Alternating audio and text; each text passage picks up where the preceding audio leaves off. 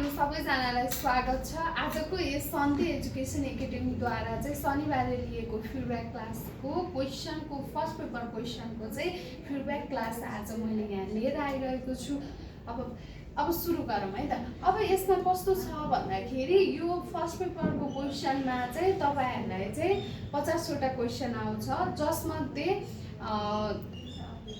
50वटाको 2 marks हुन्छ, जसले गर्दा 100 मार्क्स भइहाल्यो। त्यसमा पनि 30वटा सेवा समूह हुन्छ अनि 10वटा चाहिँ जीके हुन्छ, 10वटा चाहिँ सङ्गठित संस्थाको हुन्छ है। अब 30वटा क्वेसन चाहिँ यता हाम्रो चाहिँ सेवा भनेको कृषि सम्बन्धी नै रिलेटेड सोध्छ। अब यो कुरा त तपाईहरुलाई थाहा नै होला। अब सुन्नुस् है, यो क्वेसनमा काँडेदार खपटेले कुन बालीलाई बढी नोक्सान पुर्याउँछ त? अब हजुरहरूलाई याद हुनु पर्यो, खपटी भन्ने बित्तिकै यो कोलेप्टेर अर्डरमा पर्छ। यसले के गर्छ त? कोतारेर खान्छ, चुसेर खाँदैन भन्ने कुरा थाहा पाउनु पर्यो।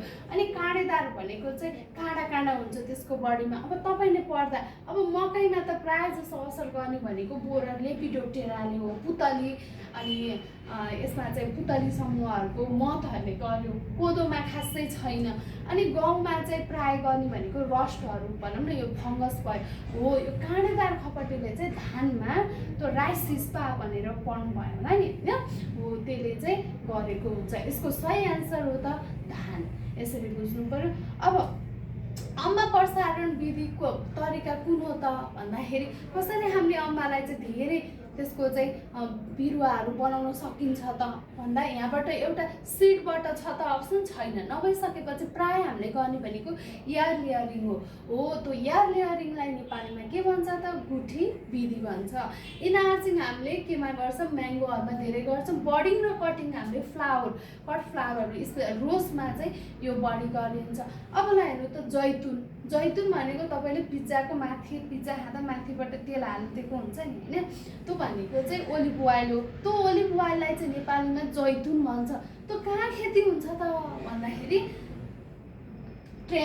ट्रोपिकल उपोष्ण भनेको सब ट्रोपिकल, अनि यो शीतोष्ण टेम्परेट, यो समशीतोष्ण भनेको सब टेम्परेट। तपाईहरुले अब यसलाई कसरी याद गर्नु भएको छ हैन?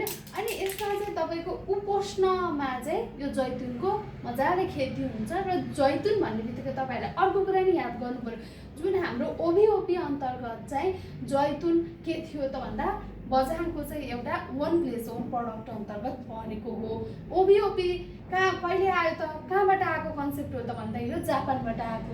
त्यसरी एउटा क्वेसनबाट हामीले मस्ट रिपिट गरेर चाहिँ हेर्न सकिन्छ साथीहरू। सँगसँगै तपाईहरुले यसमा हामीसँगै जोडिएर पढ्न चाहनुहुन्छ भने चाहिँ यस सन्ते एजुकेसन एकाडेमीमा बागबजारमा छ। यसमा चाहिँ तपाईहरुले फोन गरेर अथवा फेसबुकबाट अरू तरिकाबाट पनि हजुरहरू जोइन हुन सक्नुहुन्छ। हस्, धन्यवाद।